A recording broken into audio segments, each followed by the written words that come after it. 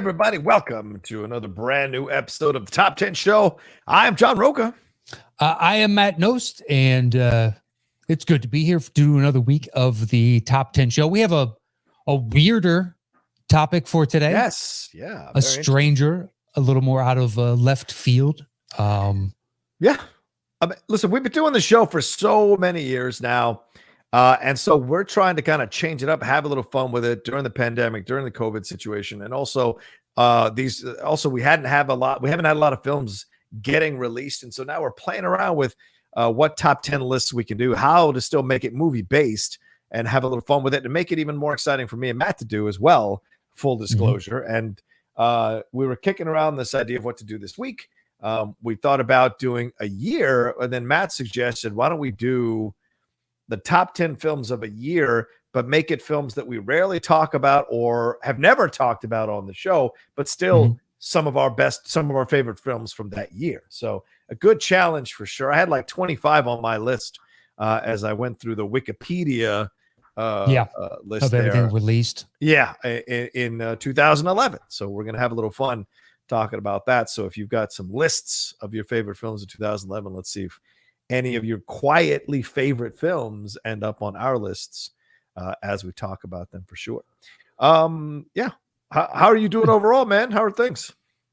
Good. No complaints. Nothing really any different this week than last. I get my next shot next week. So nice. I should be good by the next time we record. It'll be 48 hours afterwards. Mm-hmm. But yeah, we do have a package. What? Oh, for the first time, and it's been a minute since we had a package. Yeah, we used to get gifts all the time in the past. So nice to see that someone remembered that we like getting these gifts. What do we got? Well, it comes to us from George Menchaca. Oh, shit. It could be a bomb. It could be a bomb. It's the Menchacas. It could be. It feels like a T-shirt. Uh-oh. But it could be a bomb. Okay. Maybe he's updated his bomb game. And I don't know why we are disparaging the man so quickly.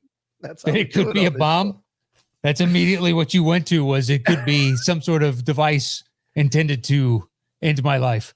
Good times. No. Oh, well, good point. I'm not in the studio with you, that's for sure. It'll just end your life. He could be returning the shirt. Maybe he wants another size. And finally, he got around to it. Sure. He sent in a note. Okay. And he says, howdy, gentlemen. So let me give y'all some context to these shirts. Oh, 2 shirts. Oh, that's good. Yes. One for each. For the past 9 years, I have been a Texas history as well as a football, basketball, and track coach. Ooh. Oh. One sport I have never coached or thought I would ever coach is soccer. Not only did I never play it, I barely paid attention to the World Cup. While our school soccer coach left at the end of the season, and when no one was hired, at the end of the summer, I suddenly and unexpectedly found myself with my first head coaching job. Wow. I knew when I took over, we weren't great. But when we did get our first win of the season, I found it was our first win in over 31 games. Wow. Woo. We ended up winning 4 games in all and made the playoffs. Pardon me. Very much the Washington football team of our district. Mm-hmm. Since you two were my constant traveling companions for our road games, I wanted to give you both, I want to give both of you our playoff shirt. Oh. You guys have created an amazing community with this podcast, especially during the pandemic, and this is just a small token of my appreciation. Really looking forward to this being over and when the Top 10 Texas live show will be a reality. Wow. But until then, I hope you all enjoy the shirts and that you can now tell people you know real life Ted Lasso. Respectfully, George Menchaca. Well, now I feel terrible. I accused him of sending you a bomb. I apologize. Sending a bomb, no less. Well, he probably sent shirts that are the bomb. Hello. What do they look like? And this is for you people listening to us on the podcast channel. This is why sometimes it's good to go over to YouTube and watch us on the YouTube channel. It is a long sleeve, kind of dry fit technology shirt, like a workout shirt.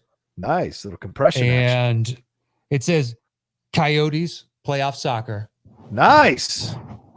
Sorry, can you rub it on the mic. This while not looking at. And then the back. Let's see. The back is all the player names Oh, cool. That is kind of badass. If we do a Yeah. Texas show, I will absolutely wear it. Is it extra large or large? I put on some pounds here, pal. So hopefully there's an extra large in there. There's a medium and a large, but I Okay. have the medium up now, and it looks pretty spacious. Okay. All right. Hopefully the large will fit when we get around to handing out shirts here. This looks good. Yeah. Look at that thing.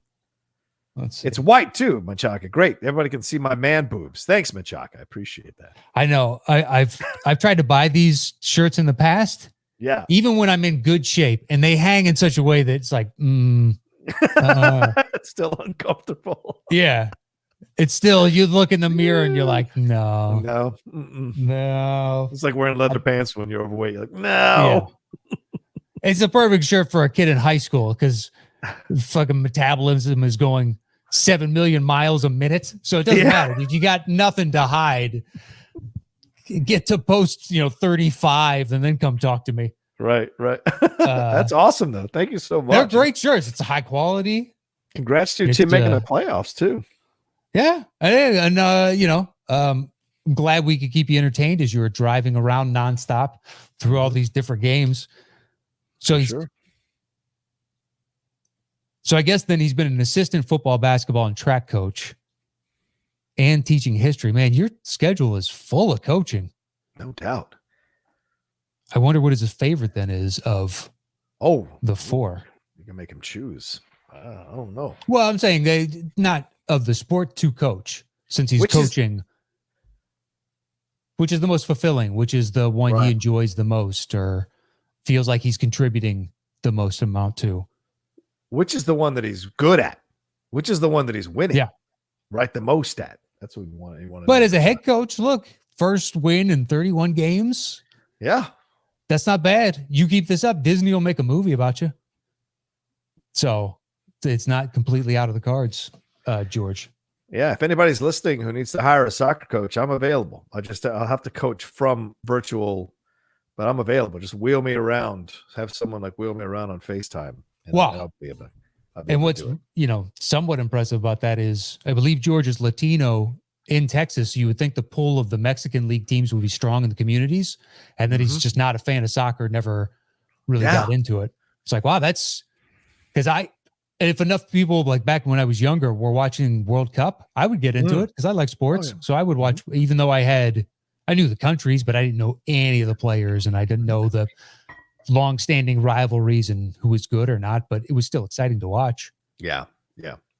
I was in Mexico once when Mexico was playing in the World Cup. So it was bananas. And I was I was younger. So it's like, oh, this is fun. Everybody's so excited. This is great.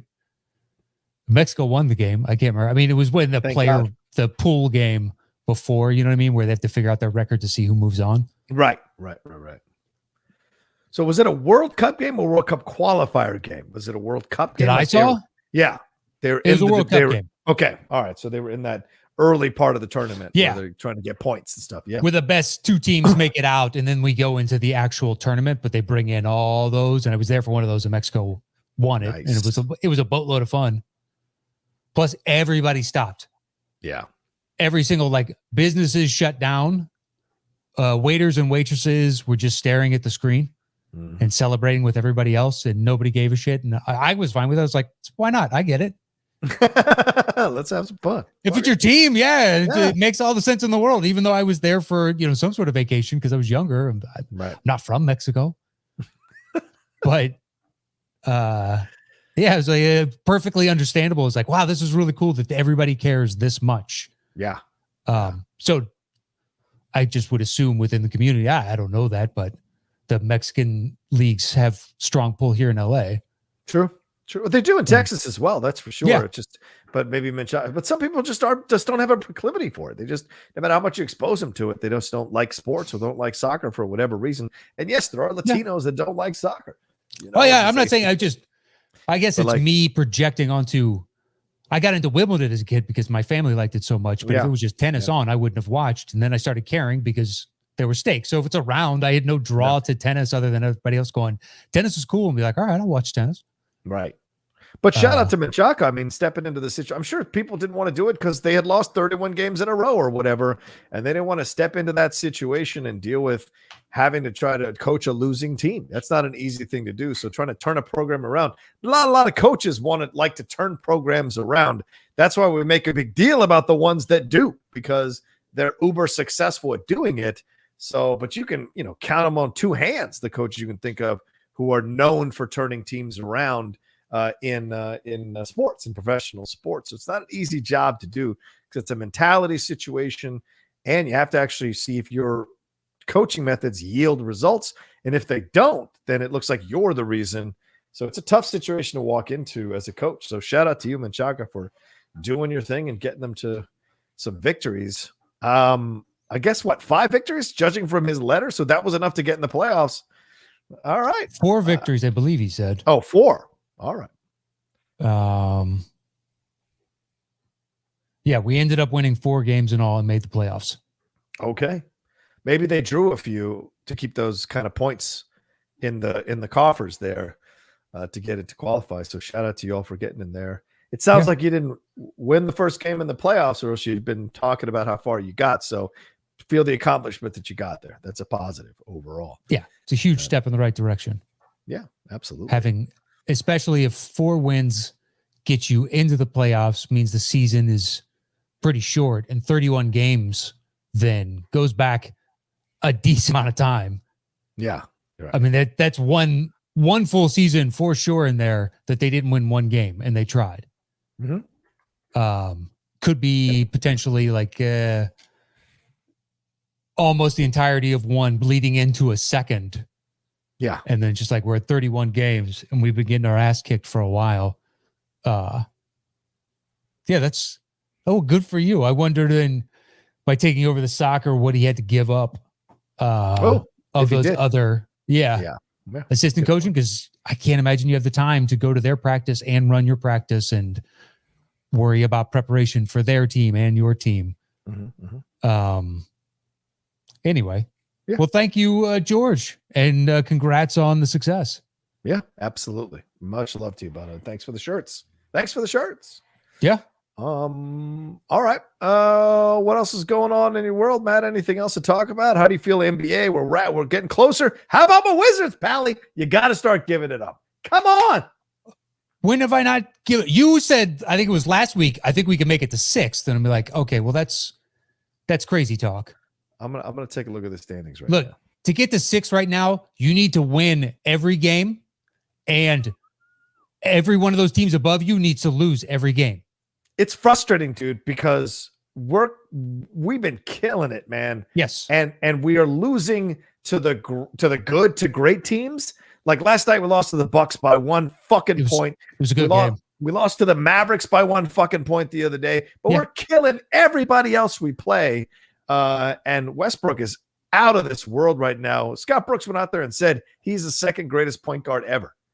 And I was like, what? Well, of course, Scott Brooks said that. What is Scott Brooks supposed to say? It's like Doc Rivers coming out and saying DeAndre Jordan should win Defensive Player of the Year and be like, DeAndre's good at defense, but let's dial this back a little, Doc. Slow down. Yeah, he does it now. He's been doing it. He's pumping up his guys. That's the coach's job. Yeah. You guys have been electric, flat out electric. I can't believe it. And we're doing it with people going down as well.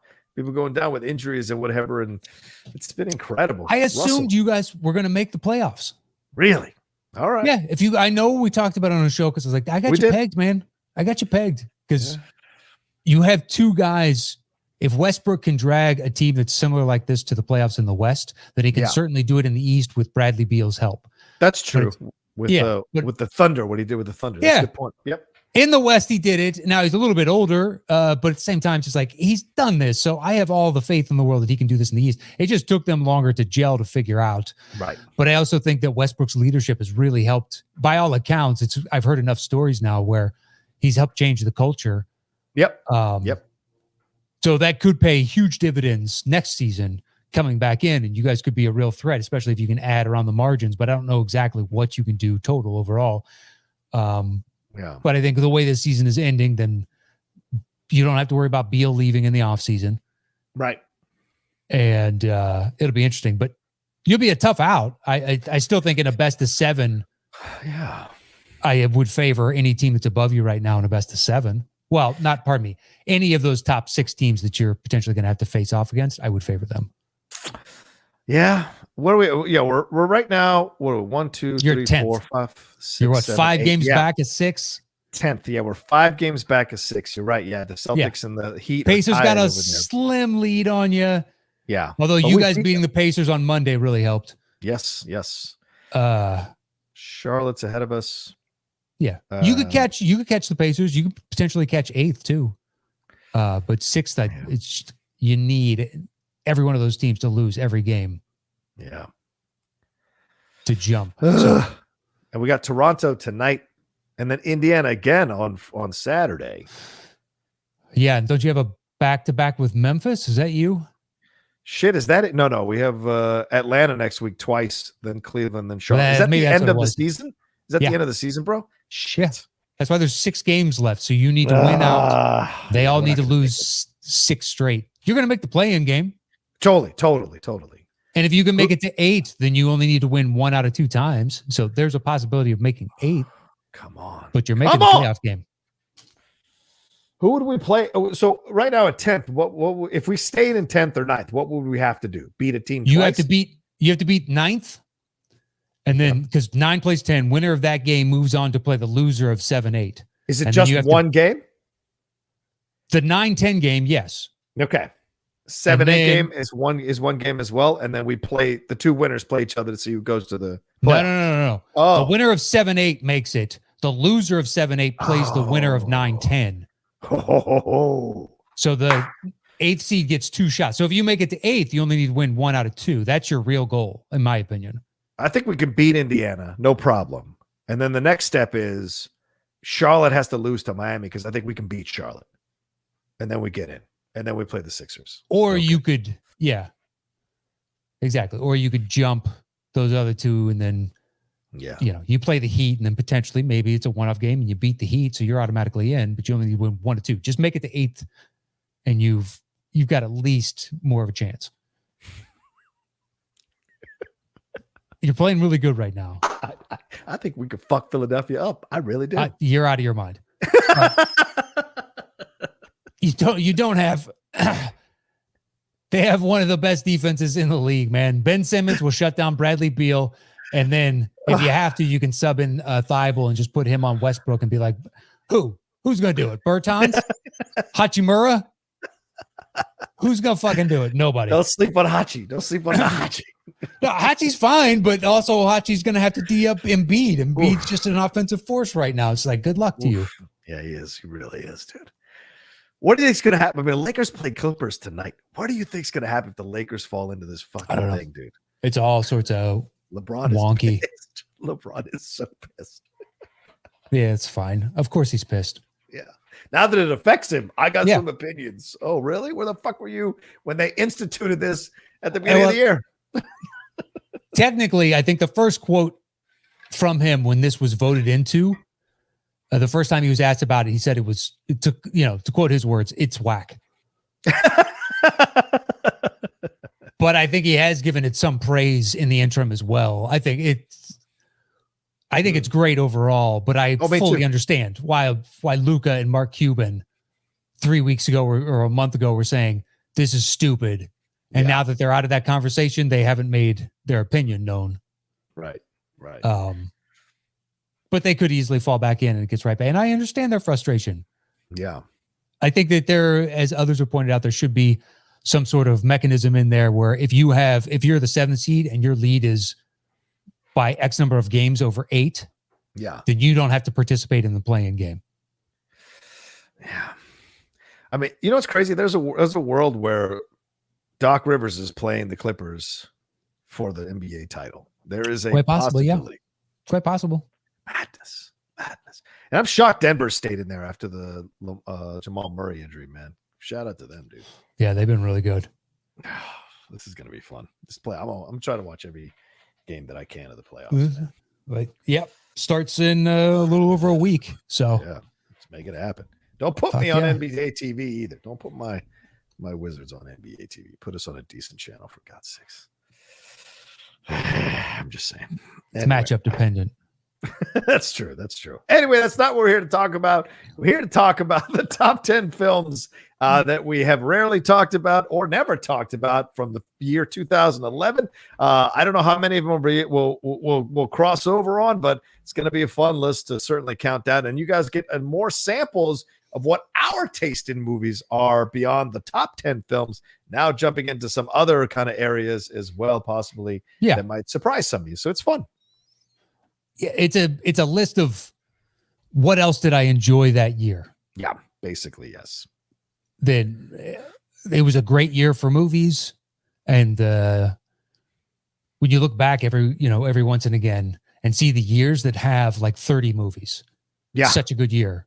Yeah. It's an impossible year to try and figure out your 10 favorites because some of them are mood dependent. Like, you know what? Given the right circumstances, I much prefer to watch this over this, even though I may agree that one is a better film. This one's more enjoyable. And 2011, there's a lot. Yeah, for sure. So I tried to eschew towards movies that either I know I've never talked about, but I don't believe we have, or B, have come up so rarely that it merits some sort of discussion. And that's how I arrived at mine. It's ditto. How does the show work, Matt? The show works is I do some and then he does some, and then at the end we combine the two of our lists to make the shows, and it's magic each and every time. Boom.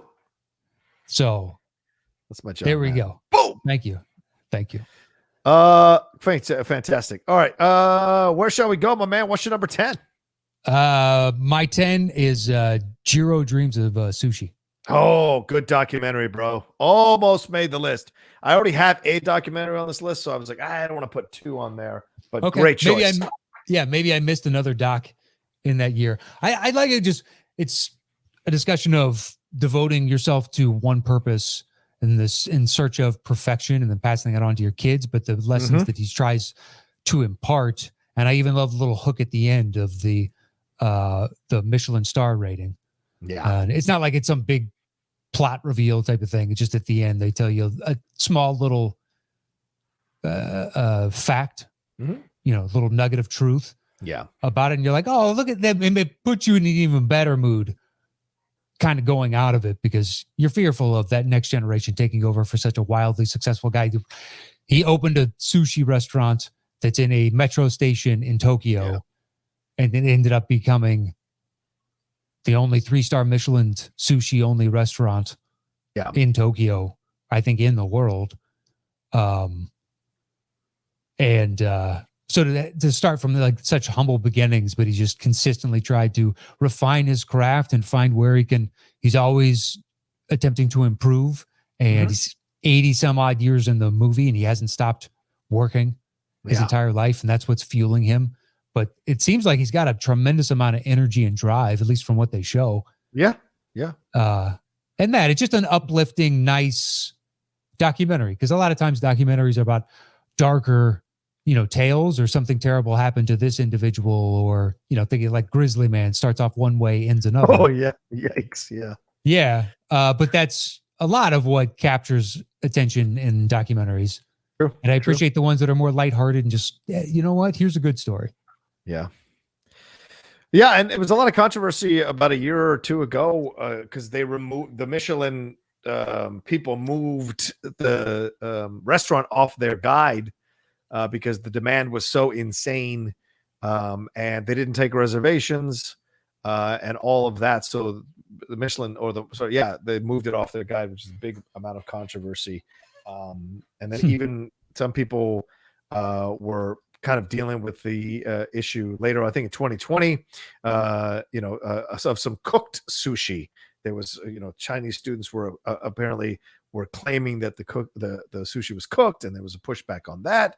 So it kind of from nuts. Jiro's place. Yeah. Because they do cook some of it. Some things are cooked. Yeah. Well, no, they asked to have this cooked sushi, and he didn't want to do it, and apparently the students made a deal out of it, and then eventually the public went after the students. Yeah, and they had to apologize. Yeah, basically. Exactly. It's his place.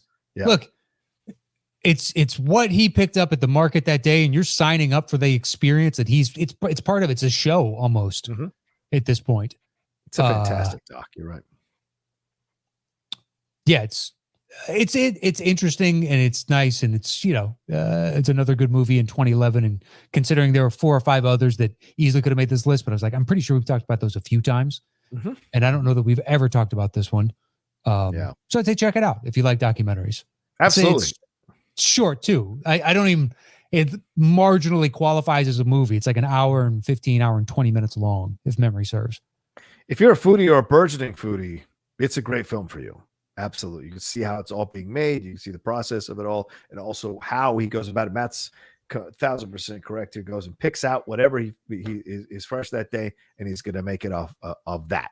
And even I think President Obama ate there in 2014 after the documentary had come out. So, that's a big deal. Have a president go and sit down and have some sushi at your restaurant, So pretty incredible stuff, dude.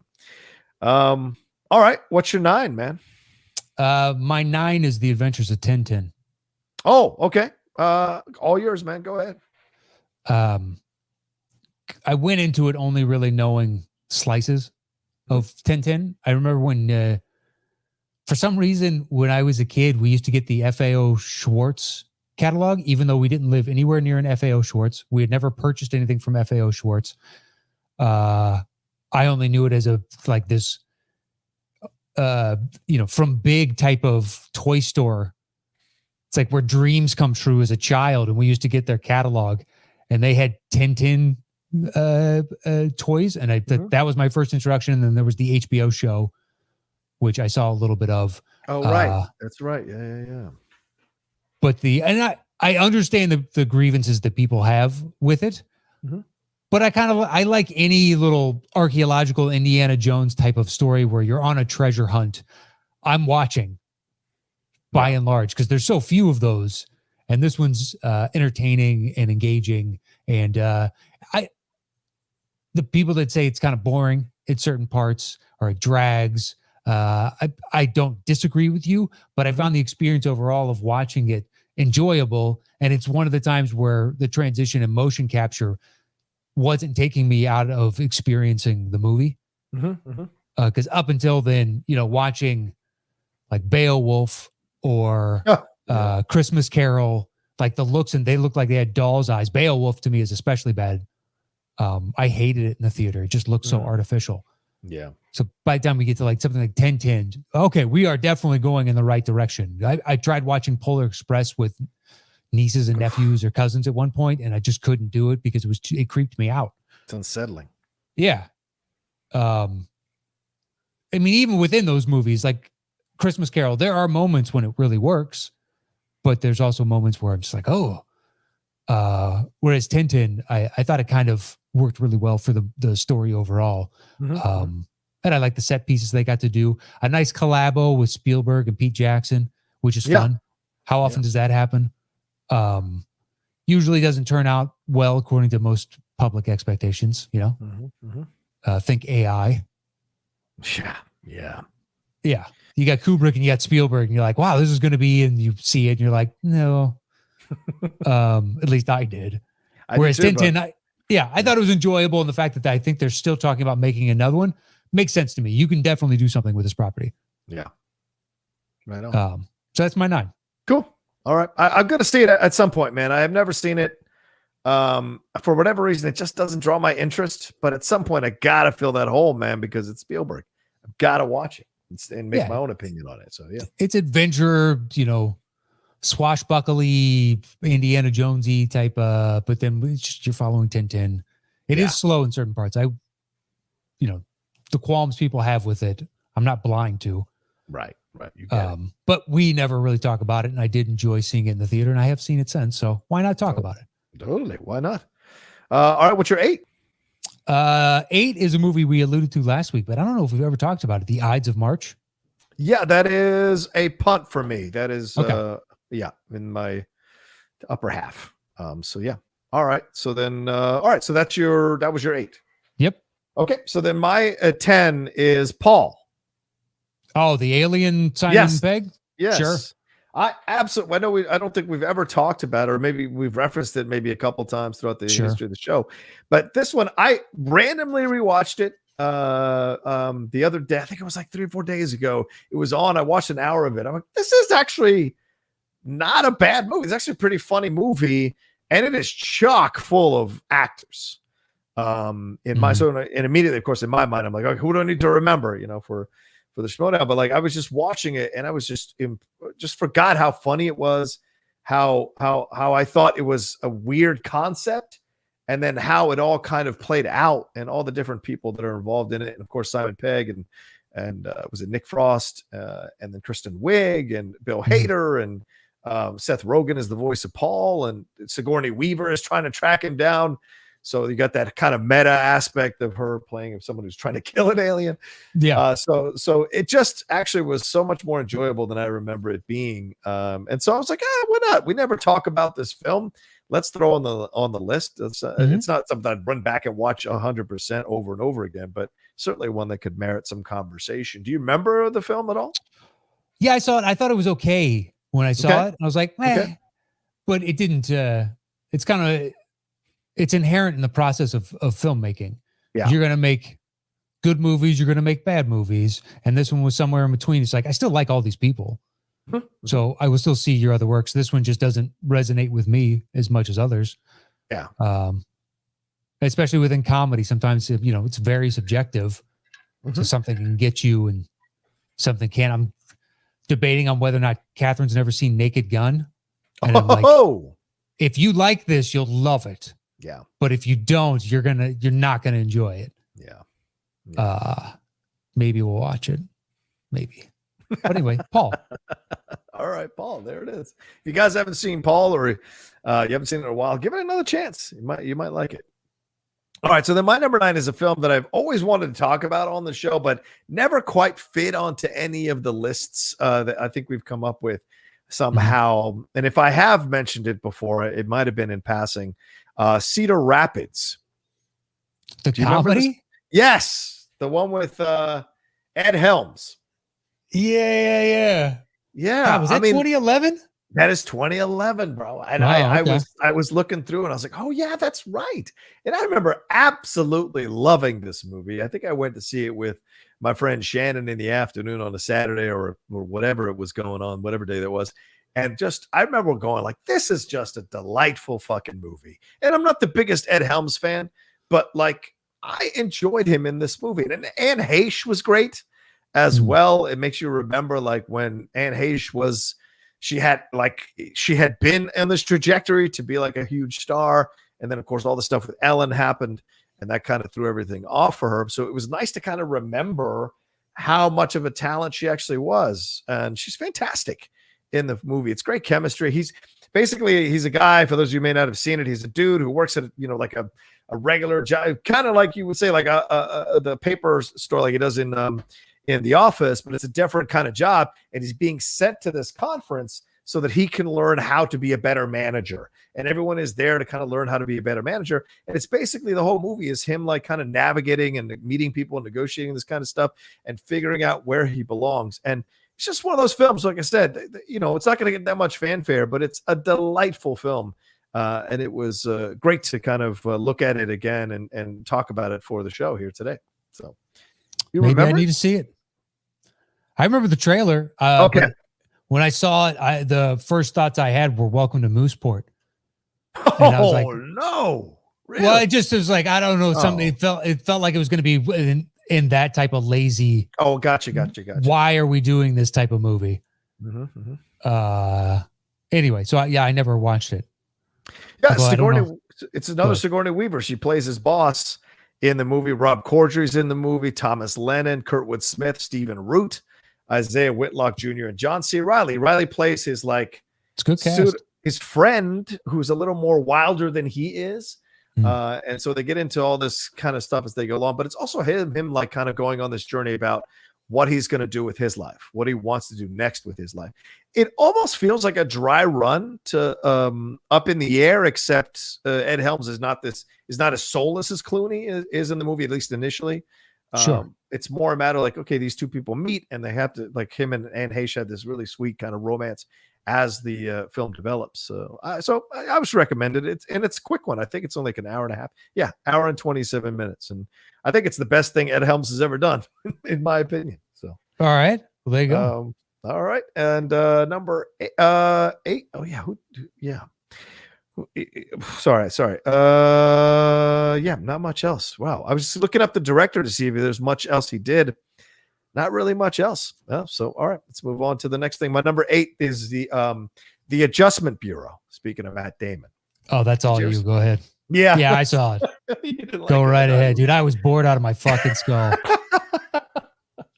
And I wanted John Slattery to have a movie career. I love Matt Damon. Yeah. Emily Blunt. Yeah. Emily Blunt is nothing short of fantastic, and everything she's in, everything about it should work. I was so bored. Yeah. I like this movie a lot. I mean, it really speaks to me in this idea of like predetermined life versus a life you choose. And it is, what is it? What would you call it? It has a otherworldly sci-fi. Yeah, no. It's otherworldly. I think it would be the kindest way to put fantastical. It has a fantastical supernatural. Supernatural. Ghosts. It's yeah, something like that. And basically, some I'm sure all of us have had a thought, especially after the Matrix. You're like, well, is this a pre-controlled world? Is this a built world? That kind of thing. It's a interesting concept to consider, at least. And this film kind of explores that a little bit more in the realm of love. Is the person we're supposed to be with picked out for us, and our lives essentially planned out for us, whether we like it or not? Even though we think we're making these choices from free will, we're actually making these choices because that's the way all the factors have been laid out for us to make this particular choice. So it's an interesting exploration of that. And Damon and I think Emily Blunt have fantastic chemistry in this thing. And Anthony Mackie shows up as someone who's essentially like a guardian angel of Matt Damon. And he battles with John Slattery, who is leading the quote Adjustment Bureau, about this whole situation. And they're fighting because one section wants to keep the world going in a certain way, and the other one wants to break this thing once and for all, break the patterns so that humans can make their own decisions for real and determine the fate of the world on their own. So it's very, very interesting stuff for me. I totally respect Matt not liking it, but it's a film. The premise is great. Yeah. I just thought the execution of it to me didn't translate as well. So fair enough. But I saw that fucker in the theater. Sure. This is before Movie Pass, so I paid. I was like, Matt Damon, Emily Blunt got a new movie, sure. John Slattery, love Mad Men, let's go. Let me get on it.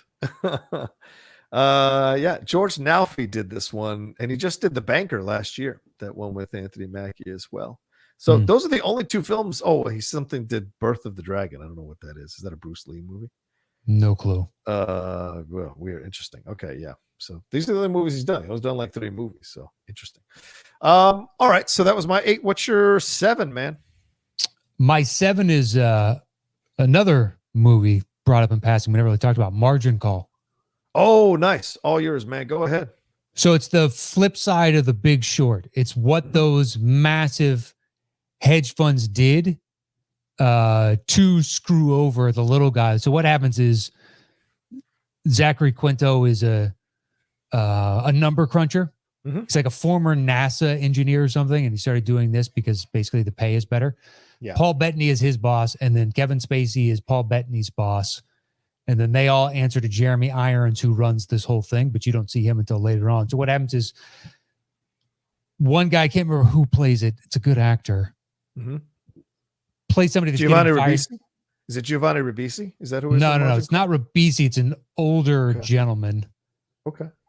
Anyway, so he's getting fired, and he has discovered the fact that they're over leveraged, and to a degree that it's going to crush them and potentially crush the market. Okay. And he hands that information off to Quinto, and it's like, you need to double check my calculations. And he's like, what are you talking about? And then he starts looking through it and realizes what he had stumbled upon. So then he takes it to Paul Bettany, and Bettany tells Spacey, and basically just wakes everybody up and gets them back there at 3 a.m. And they figure out a way to sell off all their positions. Yes, they're going to screw over everybody else, but there's not going to be any prosecutions. Right. for any of these top tier individuals. And Zachary Quinto, the one that found it at the end, knows the destruction that they wrought. And he's brought in by Irons into this, the executive lounge to have dinner. And it's literally like Satan just pulling up the red velvet. It gives you that vibe of they're going to move on. Fuck the little people that had to pay for this. We don't have to pay for it monetarily or by serving any kind of jail sentence. We're above the law in this regard. And it's just the disgusting seedier side as opposed to the altruistic people that saw the fact that the system had gotten greedy and tried to make the system pay. Is Tucci the guy hunting them down, or was Tucci the one with the Oh no, I think Tucci is the guy that discovers it and gets fired. Oh, I see. Oh, interesting. Okay. It's been a bit since I saw this one. I remember, I think I remember I went to see it at the Sunset 5, and I just was like, oh, this is one of those films that there's like no one's going to talk about, but it's pretty badass. It solid cast top to bottom. The names I just brought up. Let's see, the guy that played the Mentalist, Demi Moore, Simon Baker. Yeah, right. Yeah, Demi Moore. Those two come in as, in essence, like various part of the Satan's cadre. Jeremy Irons, people that he surrounds himself, the ones that he delegates to, types of individual. I think Jeffrey Wright has a small part as one of those individuals as well. I could be wrong, actually, but okay. Yeah, I'm looking at the cast now. You're right. Incredible amount of people. Tucci, Demi Moore. I don't see Jeffrey Wright, so maybe you're thinking Syriana, maybe, or something like that. I don't know. That it might. There's Asif Mandvi. He's in this. Ramesh Shah, could be. Who is great. I love seeing. I'd have to look up. And Ashley Williams is in this as well. I like her. She's done a number of things. Yeah, good little crew of people, man. Incredible amount of talent all over the place. Mary McDonnell's in this thing. So yeah, right on, dude.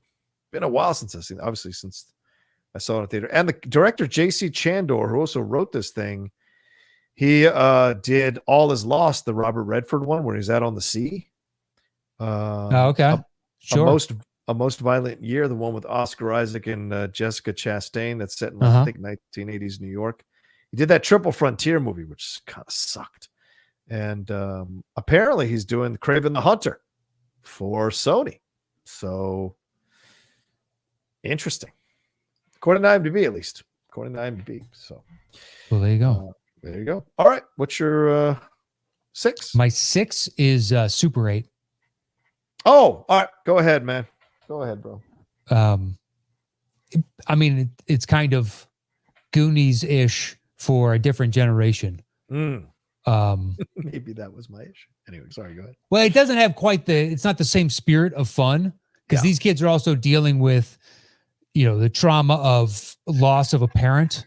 Mm-hmm. And then another kid's father is the one that did it. Yeah. And him dealing it. And there's like this strife at home type of thing. They've got some really emotional moments. The scene between all the kids on the train station when they're shooting their little Super 8 film to make their first like small film.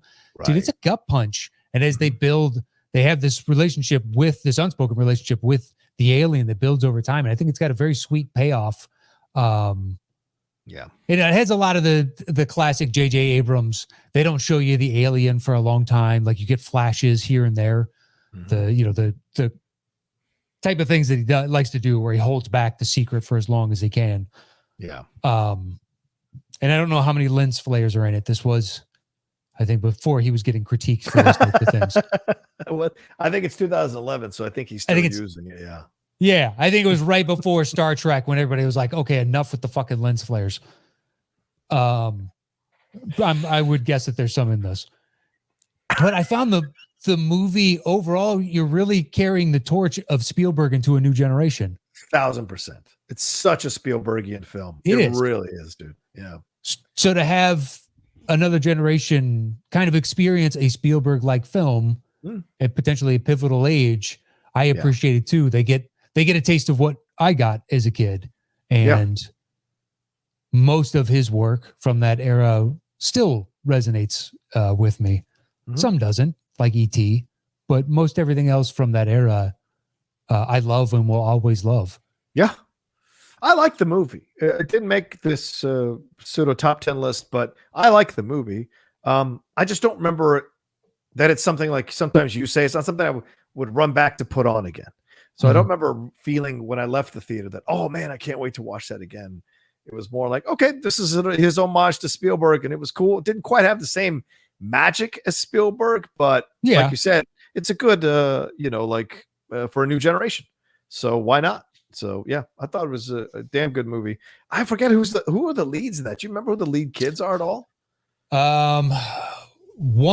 The girl, yes, she's been in 100 things since then, and I'm upset that I'm blanking on her name. Fair-skinned, blonde hair. Okay. It's not Carey Mulligan, but kind of looks like Carey Mulligan. Okay. Is it Elle Fanning? Oh, is it Elle? Is she in this thing? Yes, it is. Elle Fanning, there you go, Zach Mills, Joel Courtney, and Ryan Lee. Right. I forgot Elle is in this thing. That's right. Yeah, her speech on the train platform is incredible.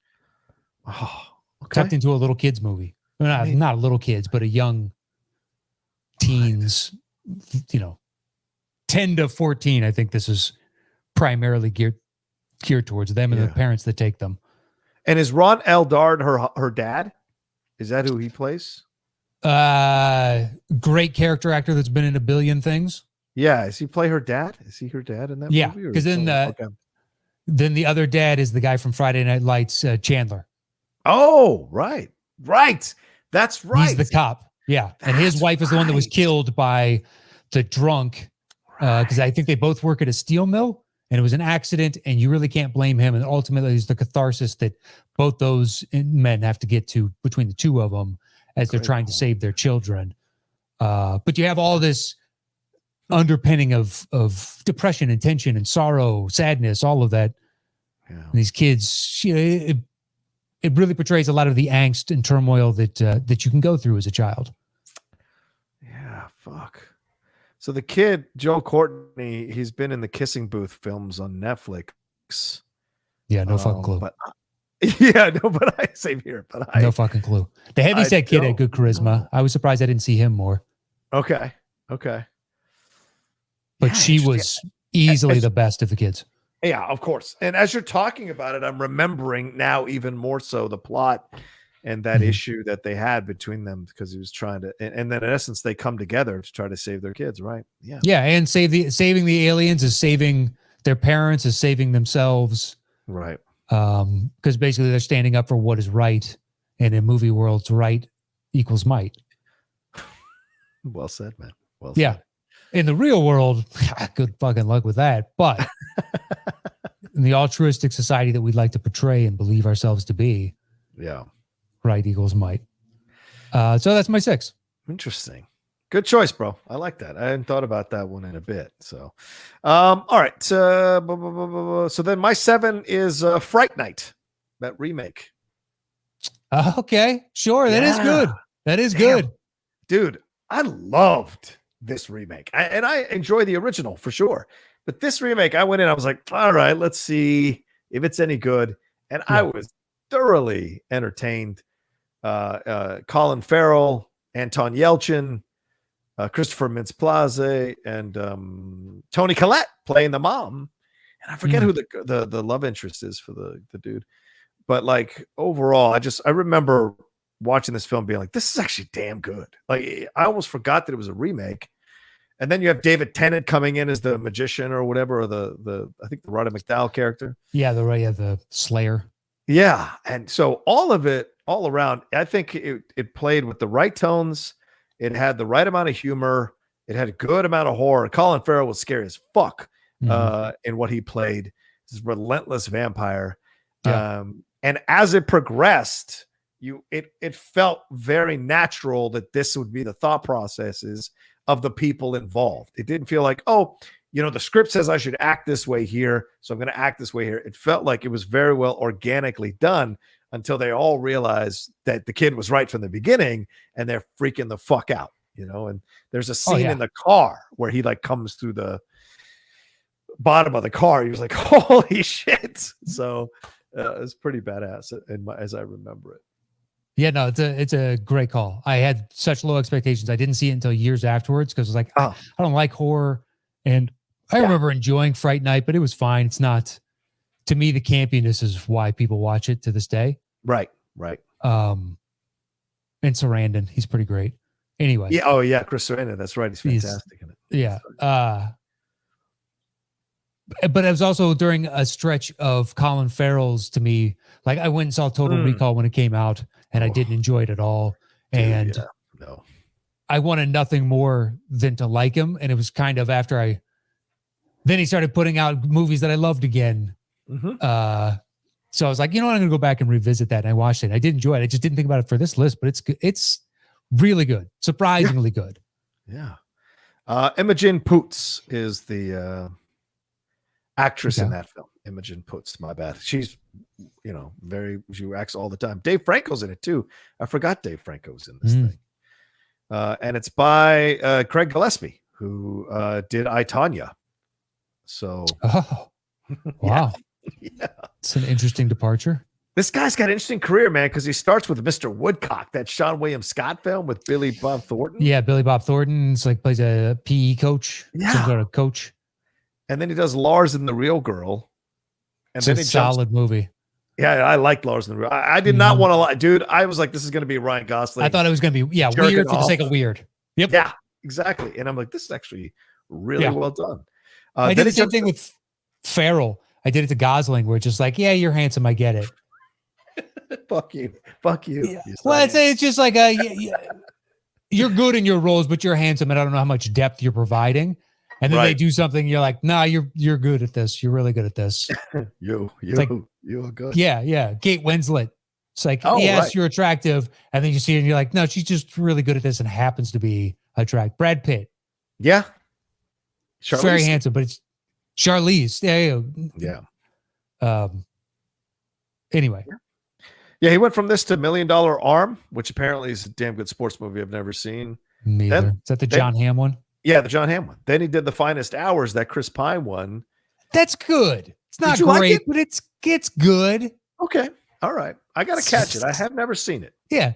So don't expect more than, you know exactly what the movie is. It's a serviceable film. Yeah. But it doesn't, because from the moment they set it up, ship gets marooned, they're Coast Guard, nobody's going out there. Gee, I wonder what happens. Right. And you get that from the trailer. It doesn't reach like crescendo like highs when it gets to the cathartic, moments of they achieve what they're trying to achieve. But it hits all the beats. It's a solid movie. Yeah. Then he does I, Tonya, and now he's got Cruella, which is coming out later on. Okay. In a couple of months, and then apparently he's doing the Iron Mike one about Mike Tyson. Just Iron Giant meets meets Magic Mike, and it's just sexy robots stripping. Oh yeah, oil dripping out of places for no reason because it's just glistened. You just pissed off half the audience with that, that visual. Which half? The Iron Giant loving half or the Magic Mike half? That's a good point. I don't know. Maybe the Iron Giant half. Because I think both halves could find something they like in this. I suppose so. So still got the dancing you love, Magic Mike, the chiseled bodies, still robots, and they're good. So super here to save humanity. That's true. All right, then my number 6 is 50-50. Okay. I thought we had talked about it, so I didn't put it on. Oh, okay. Maybe we haven't. That's why I was like, I don't know. And I figured there might be a chance you had it. So go for it. Okay. Yeah. At the risk of possibly getting it struck off the list, I put it on there just I'm going to use the restroom quick. Okay. All right. Really enjoyed this movie. As someone who's lost their father to cancer, the stuff that you're watching, and this was 7 years before I lost my dad to cancer, but I remember watching it and feeling like this is such a real portrayal, a real interpretation of what this experience might be like for a couple of young dudes. And yeah, they set up the trope where his girlfriend isn't really that understanding because she kind of has to be moved out of the way so he can find the girl that he is, who is supposed to be with him. Kind of like Ed Wood, right? Getting Sarah Jessica Parker out of the way so he can be with Patricia Arquette. That's just kind of how that went with that story. But overall, it's about the relationship between this guy and between Joseph Gordon-Levitt and Seth Rogen, two best friends. One has cancer, how do you deal with it? Is it a constant like, how are you doing? Are you okay? Or is it kind of let's just try to get on with life as this thing progresses and try to see how we can find some humor in it, try to exist without being sad all the time. And then what happens to you as you change because of the cancer, like not only physically, but also mentally, like how you start to savor more of the world because of it, or your anger. So I thought it was a very real, honest portrayal of what the situation is without losing the humorous aspects that you need to have in order to survive a diagnosis like this. So that's why I recommend it all the time to people. It's such a great damn movie. There you go. Yeah. So that was your 6? That is my 6. Yes. What's your 5? My 5 is The Beaver. Oh, the Mel Gibson one. Uh, All right, man. Go ahead. Thoroughly enjoyed it. I remember when they announced it and it sounded crazy, but Mel was also at the height of his public crazy at that point. And this was kind of rehabilitating his image. But is it Jodie Foster directed? Yes, it is. I believe. So the premise of the movie is a guy basically has a psychological collapse, and one of his coping mechanisms is he has a beaver puppet that he has created another personality with, and that can voice some of the things that he's going through and be the type of individual that he doesn't feel that he can be.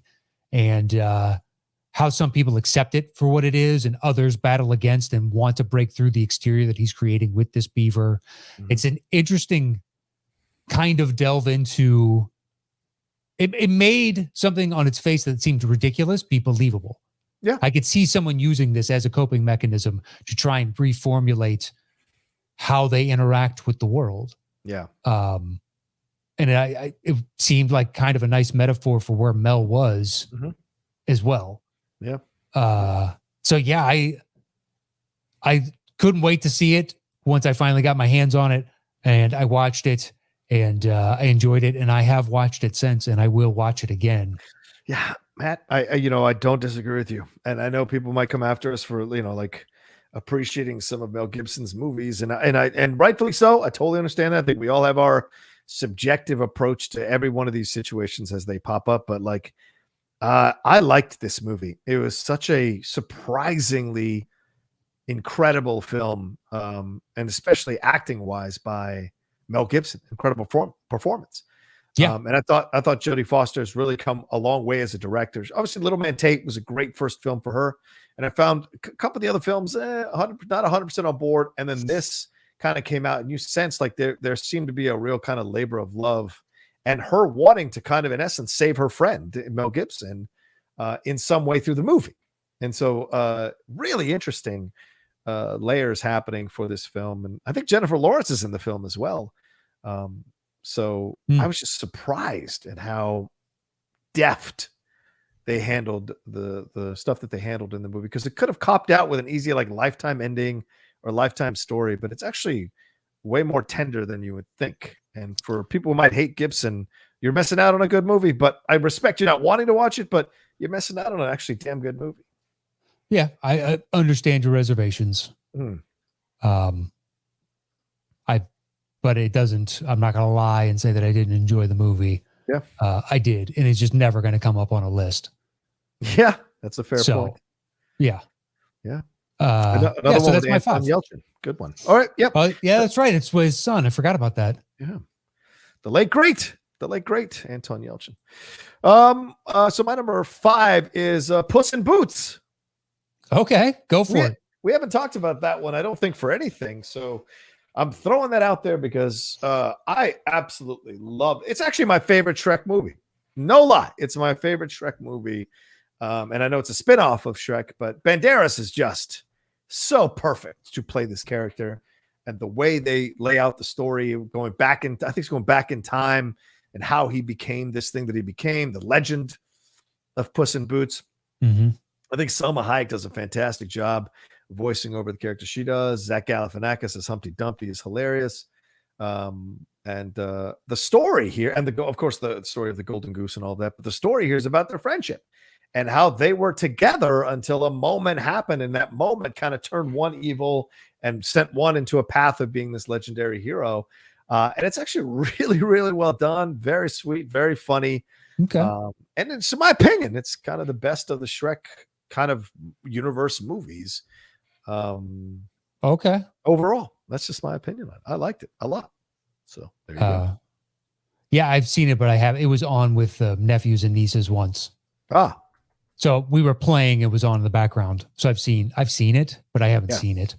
Gotcha. Yeah, I think, Chris Miller directed this. And what else did he do? He did Shrek the Third. Wow. Okay. Those are the only two films he's done. Interesting. All right. There you go. Chris Miller, Puss in Boots. Go see it. That's just my recommendation. All right. What's your 4, man? My 4 is, I don't know if, I know I brought it up one other time. Goon. Oh, yeah. The hockey movie. Scott one. Yeah. Go ahead, man. Him, Liev Schreiber, Jay Baruchel. Struggling to think who else was in it. I'm sure if I pulled it up, I could find it. Alison Pill, Eugene Levy. There you go. Yeah. So Scott is this, I don't want to say like, anyway, somebody on the outskirts of hockey, and eventually figures out that his role could be enforcer and comes in and becomes like the new guy on the block type of thing. But he's struggled for an identity and also to feel like he's had some success in this world. Like his parents push back at this idea, but then eventually he finds that he is good at this. And he gets into the league, and Liev Schreiber is basically the reigning goon. So it's a battle between the two of them. There's like this respect between them, but at the same time, they're going to kick the shit out of each other. Right. And I like him so much, Scott, that like between this and was it The Runaway? Yeah. The Rundown. There you go. And Role Models. And I've liked a few of his offerings. You know, Bulletproof Monk is fine. Oh my, wow, yeah. Yeah. He's got a few others where it's just like, oh, okay. But I've always found him likable and charming. So I kind of wanted to get him to take off more than he did. Yeah. But I discovered Goon years later, like on a streaming service or something. And it was like, how did I not know this existed? This is so much fun. Yeah. It's somebody you can easily identify with, even if you don't watch the sport or whatnot. It has really nothing to do with the sport. The sport is the basis by which you're understanding the emotional journey of this individual. It's got some good laughs in it. I think it's just a fun movie overall. And I have now since watched it more than once since my previous viewing. So it's like, dude, Goon's made the rotation pretty steady here in the past like 6 years. So it deserves merit making my list more than some of these others that I've only seen, twice. Well, there's a sequel. I did not. It's called Goon, Last of the Enforcers. And Jay Baruchel co-wrote the one you're talking about, Goon, with Evan Goldberg, who usually works with Seth Rogen. And this time he comes back to direct it and also write it. A hockey player plagued by injuries is confronted with the possibility of retirement when a tough new player challenges his status as the league's top enforcer. So basically, it seems like he's become the Liev Schreiber character now in the sequel, from what you're describing. Because I haven't seen this. Okay. From what you're describing. I haven't seen the follow-up. So, yeah. Alison Pill back. Liev Schreiber is back. Wyatt Russell comes in. Homie from Falcon and Winter Soldier. So there you go. So you've got some watching to do. Although I don't think you're going to see the sequel. I have a feeling. But I don't think so either. All right. I'm going to watch it. I got to watch it. Everyone, a lot Good's of people, good, a lot of people have said it's actually kind of interesting and funny. It's and fun. It's actually sweet too. Yeah. Yeah. All right. So then my number 4 is the punt from earlier, brother. The Ides of March. Oh wow, 4. I fucking love this movie, dude. It's on rotation. It's of I like politics movies, really do. Mhm. This is up there in my politics rewatchability. Clooney does a great job with this one. Everybody brings their fucking A game. I think it's one of the most brutally honest films about politics. We talked about Paul Giamatti in this thing last week, I think, or 2 weeks ago, and Philip Seymour Hoffman's incredible in this. Evan Rachel Wood is fucking heartbreaking in this. Yeah. That scene in the kitchen between Clooney and Ryan Gosling, man, it is some heavy stuff, weighty stuff. And then what you find out what happens throughout with these characters, like dude, we talk about right. I would put this fucking on right now. It's so good and so well acted and so well written, and I think it belongs not in the same level as Good Night and Good Luck, obviously for Clooney as a director, but it's in the basket with that movie of some of his best ones that he's ever directed. So I thoroughly enjoy this movie, man. Yeah, I think it's it's good. You get good performances from Clooney, as you mentioned, and Gosling, Evan Rachel Wood. Let's see, one dude that was in The Social Network was the Winklevoss twins and him. Max Minghella, right? There you go. Right. Yes. Yeah, he's in it. Jeffrey Wright, Giamatti, Phil Seymour Hoffman, Jeffrey Wright. Yeah. Yeah, I think it's a little bit lower to me because it stacks up against other politicals, and also it's kind of like a straight line. Starts at A, but even once you find out what, it doesn't really deviate through. There's kind of an understandable through line. And usually in these political thrillers, there's a few more twists and turns. Yeah. And this one's just kind of point A to point B. It's a little truer to life, more than likely. Yeah. Yeah, it's a good movie though. Absolutely. If you haven't seen it, and you like political films, can't recommend it enough. Can't recommend. It's not Wag the Dog. It's not some of these other great ones like All the President's Men. But I think it's a good one to watch. So. All right, what's your 3, man? My 3 is more than likely not going to be on your list. Immortals, the Henry Cavill. I really enjoyed this movie. It's terrible, and I really enjoyed this movie. You're a son of a bitch. You're a son of a bitch. All right, knock yourself out. What is he doing eating peanuts? They didn't even have peanuts back then. Anyway, I don't. Really, that's the anachronism that we're going to focus on within this fucking movie.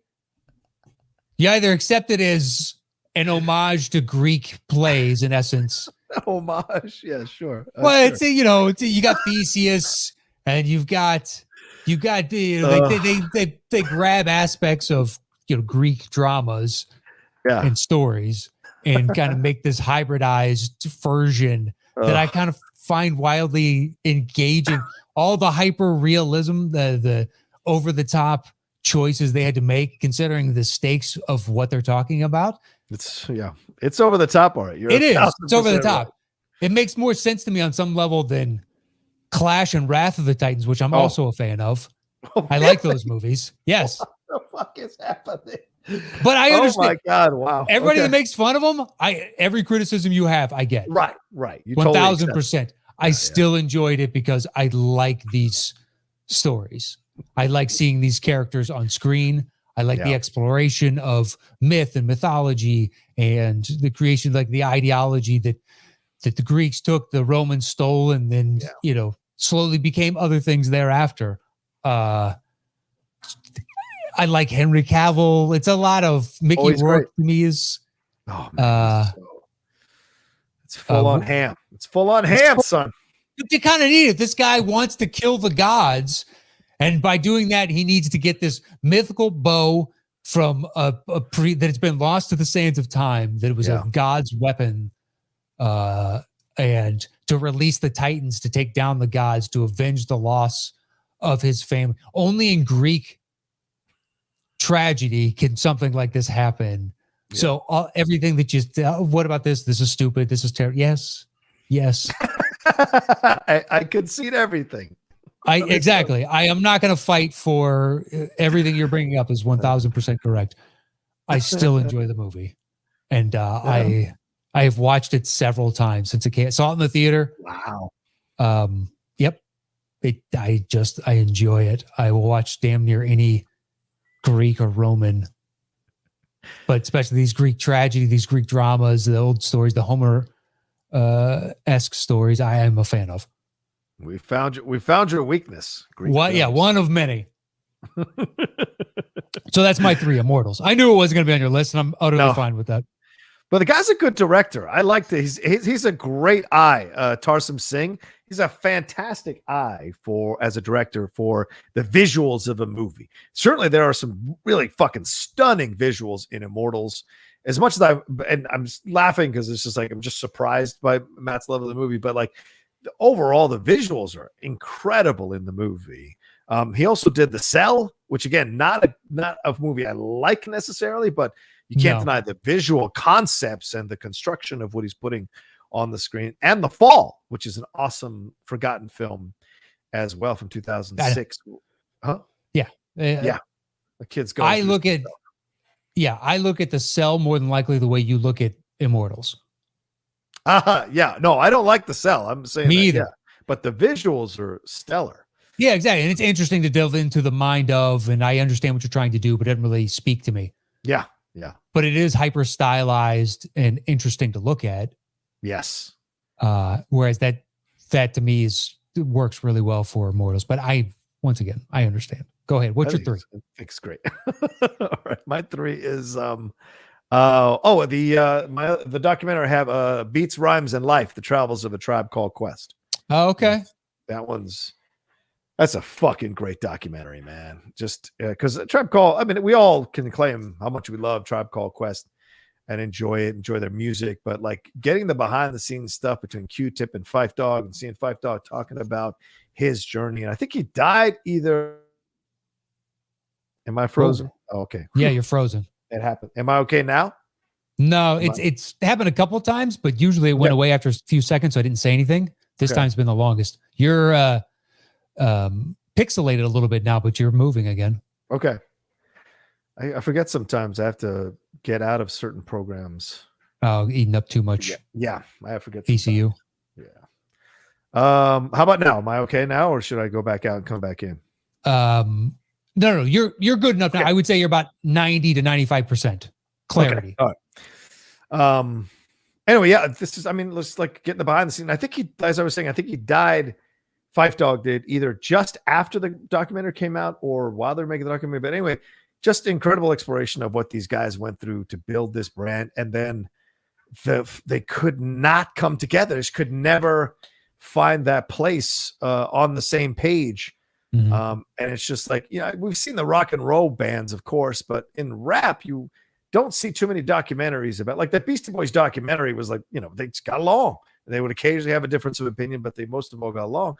In this is where you see two very strong-headed people who have two different approaches to what they think works. And it's one of those classic things where one takes the lead because the other one wants to criticize the person taking the lead, but doesn't really want to take the lead, just wants to feel like they're taking the lead. And so it was like interesting to watch that whole dynamic work out through this, and of course the third person in Tribe Called, what he's going through watching this all happen. So, I thought it was a fantastic documentary. I think Rappaport did the direction of this thing. And look, I'm not the biggest fan of Michael Rappaport at times as a person and the things he gets into, but I'm pretty sure he did the direction on this, if I'm not wrong.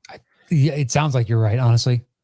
Yes, he did. Yeah. I never saw it, but go ahead. I remember the build up to the release of it. He was out pounding the pavement for it. That's right. Yeah. Ali Shaheed Muhammad is the third person. Sorry, all you Q-Tip people. So, or all you Tribe Called Quest people. Sorry about that. Yeah, but the Beastie Boys are in this thing. Questlove's in this thing. Ludacris, Mary J. Blige. They talked to a bunch of people about it, but it's just a phenomenal exploration, and I recommend it highly, dude. It's a damn good documentary. They don't pull punches either. They show, because even Rappaport gets into it, I think, with a couple of them as they're shooting a scene, as they're shooting something that's happening in their worlds in real life.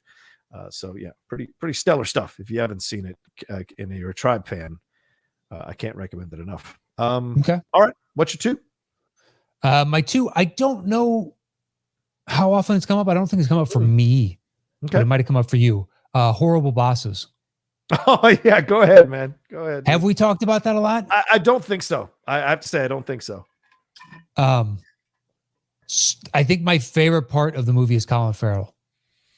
He's so great as the over-the-top spoiled cokehead who just basically wants the beach retirement that his father's company will provide him once he can sell this thing off and get unshackled with this, because it's not what he wants to do with his life. He just wants to lounge and do nothing.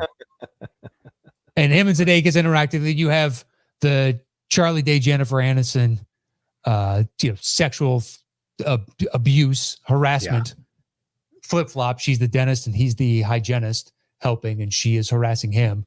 And then you have Bateman and Spacey, I believe. Isn't it Spacey his boss? Yep. Spacey, yep. Yeah. Playing the dick boss again. It's really good at that. It's really good with that. But I think my favorite when I go back and watch it, is Colin Farrell. But going into it, I didn't want to like it. Yeah. Ted Lasso has really turned me around on Sudeikis because I didn't find him funny. Mm-hmm. Although I didn't watch SNL. I haven't watched SNL in so long. Yeah.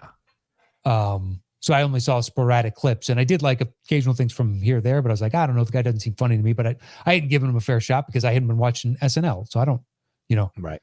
And it was kind of part of the Bateman resurgence.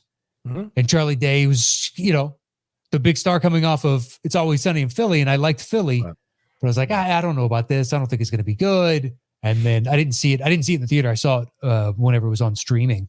Yeah. Surprised by how engaged I was, how comedic I found it. I liked all 3 of their characters and the different arcs that they go on to and dealing with all the nonsense that they have to deal with.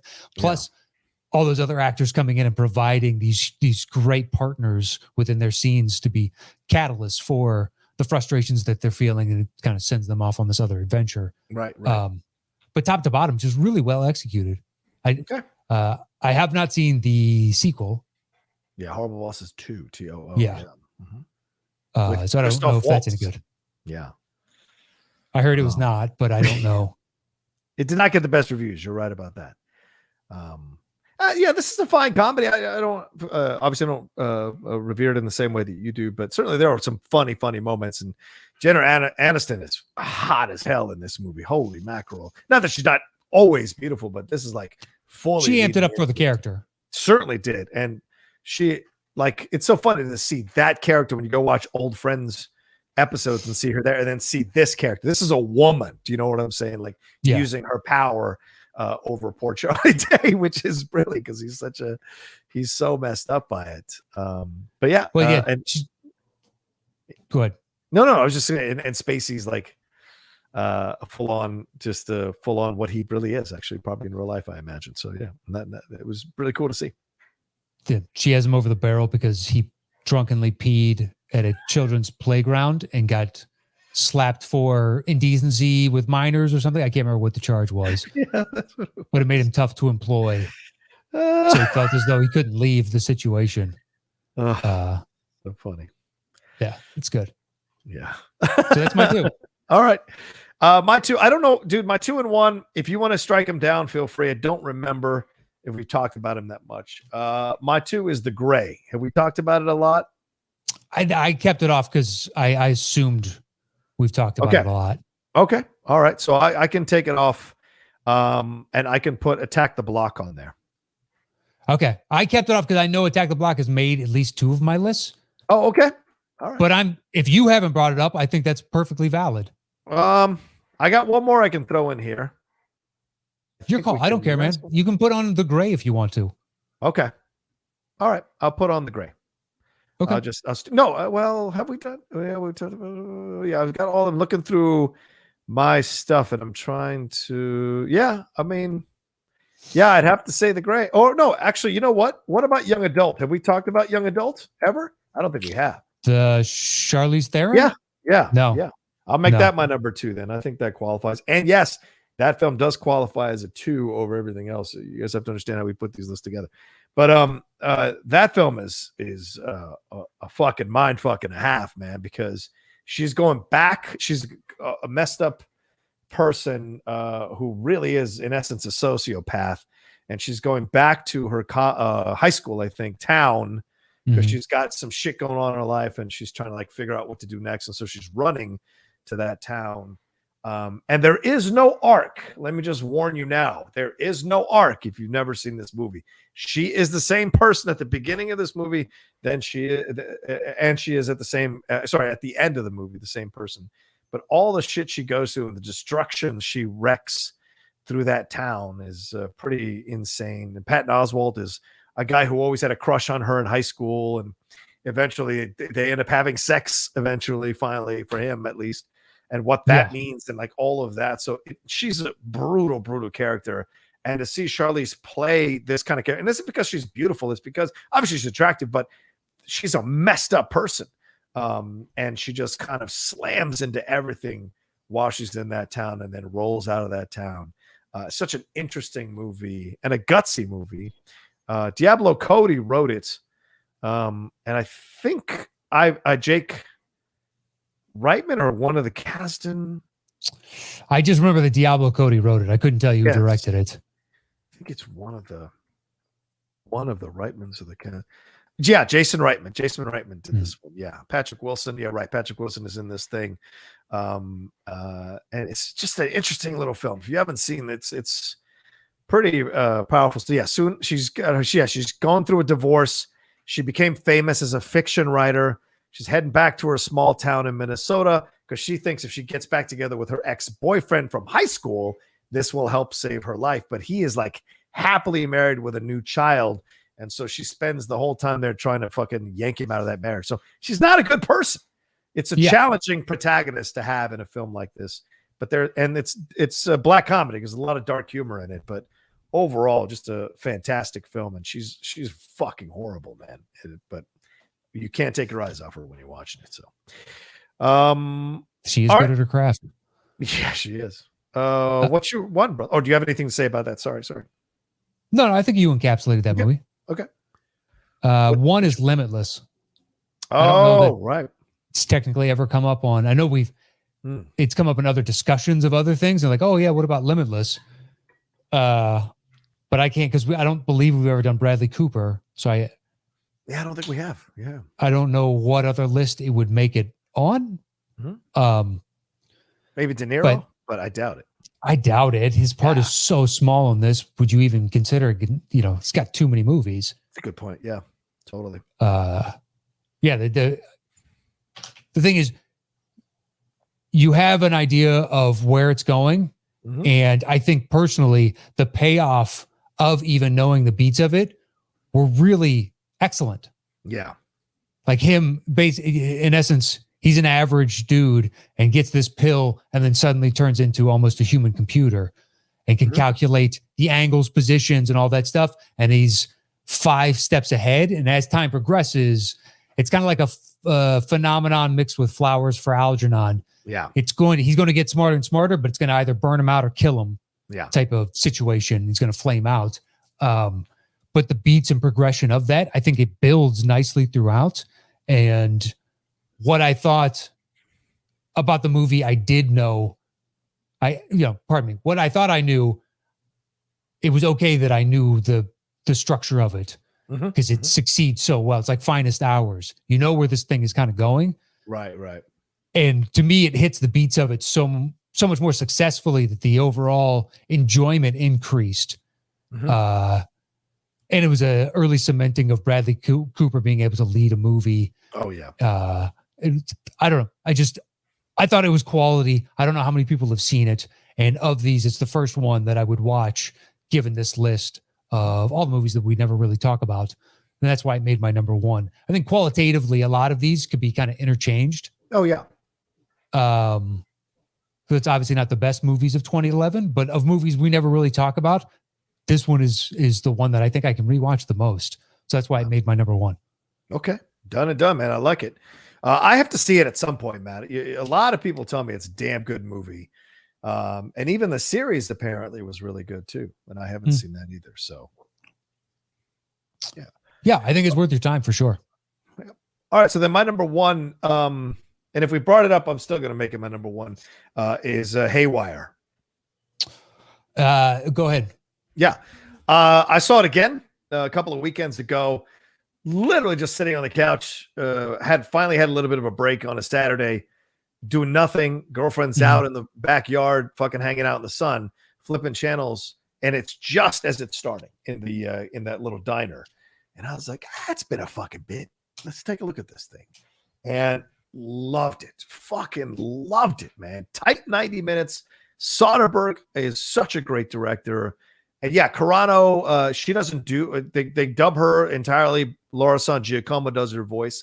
But it was great to remember all these fucking guys as well in the movie. You've got Banderas, you've got Bill Paxton, Ewan McGregor, Michael Douglas, and a couple other people in here that you're just like, this is a very talented cast for her first movie, and that she has some great fight sequences. And her scene with Michael Fassbender in the hotel, holy shit, man. It is badass. So it's not a film that people give a lot of love to or talk about that much. So I just felt the need to stump forward a little bit here on this list, because if you haven't yet, I just turned 2 people onto it from my who are patrons of mine, and they came back at me 2 days later, like they fucking loved it. And it's one of these films. It's a great action film. Spares, like, it just doesn't waste any time. You know what it is, and you're on this journey all the way to the end. And she's a fucking badass throughout this movie. And you can remember that there was promise, like she had some promise to possibly do other things. And it wasn't until Mandalorian came along that she really had a shot. And now, of course, she's kind of blew that, and she's back at doing whatever she's going to do in the future. But there was a real shot at something more. So, yeah. But I like the movie, man. I think she's good. And I think Soderbergh got a great performance out of everybody in this movie. And I love the look of it too. The kind of like yellowy haze throughout most of the movie. So, yeah. Yeah, I saw it in the theater. I was impressed walking out of it. But I don't know that I've seen it all the way through since. I know I've seen some of what I visualized. Like, I had forgotten Fassbender. Right. I remember the action sequences because that's what stuck out all these years later, because I haven't seen it in 10 years. Yeah. Or however long it's been, depending on its release date, but roughly 10 years. And I got to say, I was happy when she got ousted from Mando, because I just didn't think she was a good actress. Yeah, that's fair. Totally fair. I think some people talk themselves into how good she was. I think because the bar is so low for her that it's like, if she can even do a believable moment, you're like, oh, and so yeah. But I hear you, dude. Yes, objectively, or subjectively, I guess I agree with you. Yeah. Yeah, I can go into detail as to what specifically about performance, but when she got ousted, I was like, wow, that benefits me. I don't know about maybe as a viewer. If they recast, I think that's an interesting character. Oh, certainly. Yes, 1,000%. But I just never. She'd have flashes. Like, yes. What the camera, not quite break the fourth wall, but there'd be like a little smile and be like, there's some charm. I get it. But you're not really holding your own against a guy that can't even emote, Yeah. And I wonder if, and I get into some kind of psychology here. I wonder if, she knew she couldn't hang with what people were bringing in this show. And in a way, the pressure of it all, maybe in some psychology, she what do they call it? Self-sabotaged the situation so that she would get out of this pressure, save her brand, play the martyr, play the victim, and move on to the next thing, and so there's a possibility there. Or she authentically just had issues with being on the show and felt the need to, kind of push her political beliefs and have it be so extreme and have it explode in her face. I don't know, but yeah, who knows? Yeah, but I like this film, Haywire. What can I tell you? Yeah, maybe I need to see it again. I saw it it's on my side list, and I know we hadn't talked about it, but I was like, I just remember the action at this point. Yeah. Although I did like the action quite a bit, but I haven't seen it in so long. It's kind of hard to be honest about my opinion. So The film starts and ends with the same line. Oh shit. Which I think is that's brilliant. interesting. All right, I'm gonna grab the bongos, and we're gonna Okay. put this list together, Alicia. That's our top 10 films we haven't talked about that much. 2011. Yeah, so we have what? Ides of March in common. And that is it. So it's like 4, 7, 3, 7, 4, 7, something like that. Yeah. All right. So Ides of March is the only thing we have in common. Okay. Number 1. Do you want to do that at number 1? Because I think it was Yeah. what, 4 for you? Yeah, sure. Why not? If it's the thing we have in common. All right. So we both have our ones. Mm-hmm. Mm-hmm. So I'll flip coin. And yeah, let me grab a coin too so we can take turns.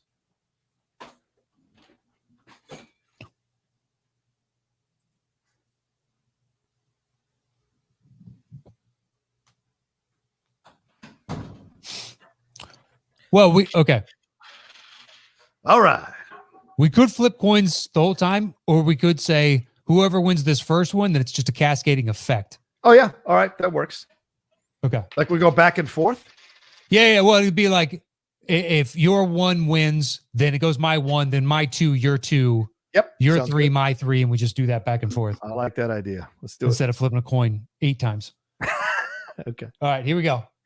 Heads. Oh no, that's What's right. the Batman Superman? 2 weeks in a row. What? So what is your fucking number 1 again? What Well, I movie like- shouldn't be number 1? I like that you're not angry about it. That's what I like. I know. It's Haywire. fine. Haywire. Haywire, that's right.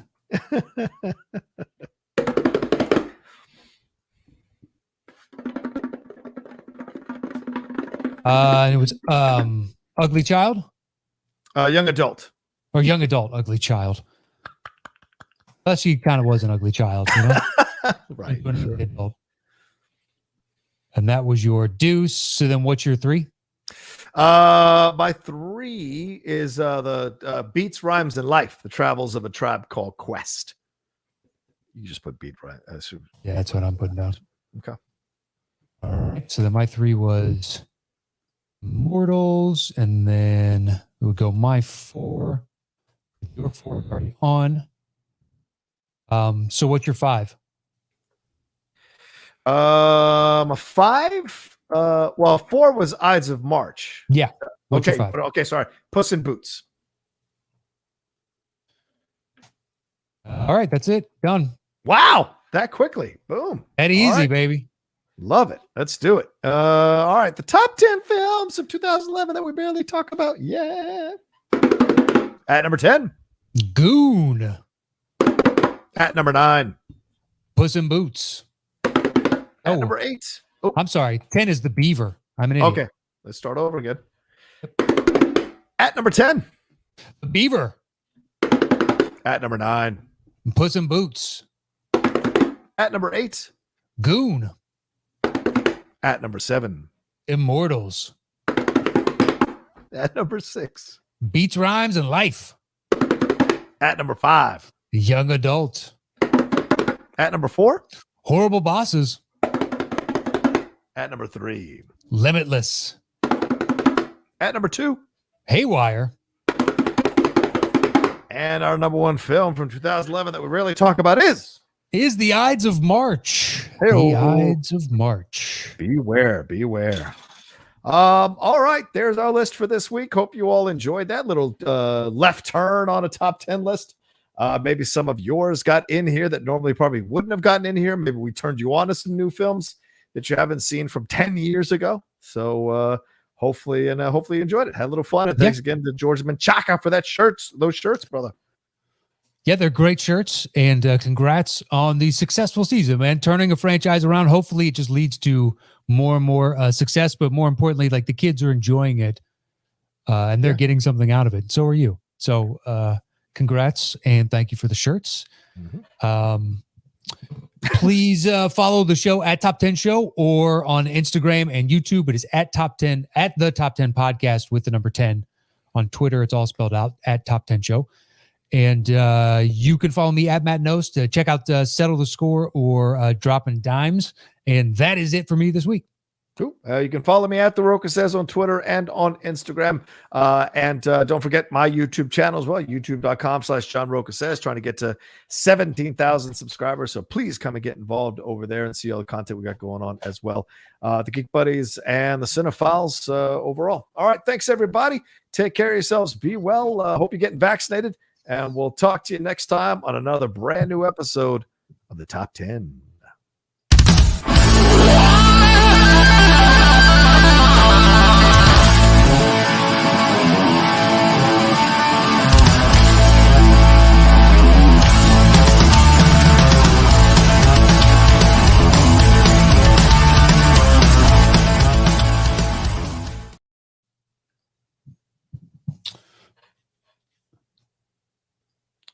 Hold on, I may have to go out and come back in. Hold on. Something weird is happening.